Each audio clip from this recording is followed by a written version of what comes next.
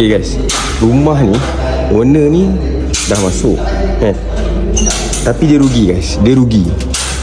Sebab apa dia rugi? Sebab nampak ni bocor ni, nampak? Bocor. Itu bocor kan, bocor.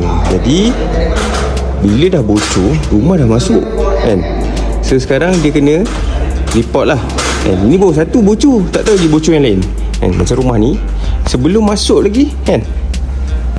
Inspektor, mana ni teman? Okay, buat guys. Ini rumah owner ni pandai. Dia tak rugi guys, dia tak rugi kan.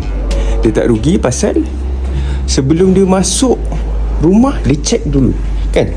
Dia inspect dulu. Inspektor tunjuk sikit inspektor. Sekejap Okay kan? Dia tak rugi guys. Rumah sana rugi guys. Okay guys, betul lah tu. Guys, nampak tak dia kebiru-biruan Okay, tunjuk sana sikit inspektor.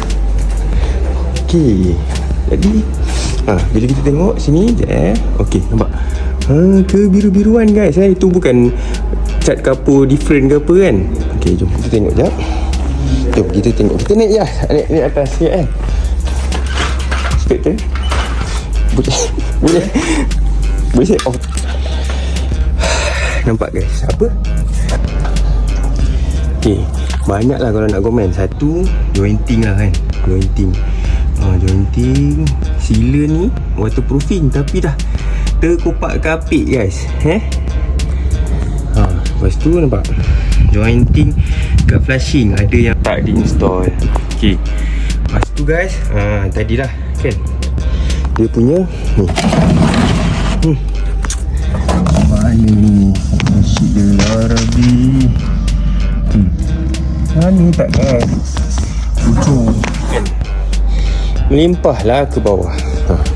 Tu owner tak buat, rugi guys. Rumah jiran dia rugi. Owner ni pandai, dia untung. Alright guys, so jangan lupa guys, kena inspect. LSB, let secure your investment.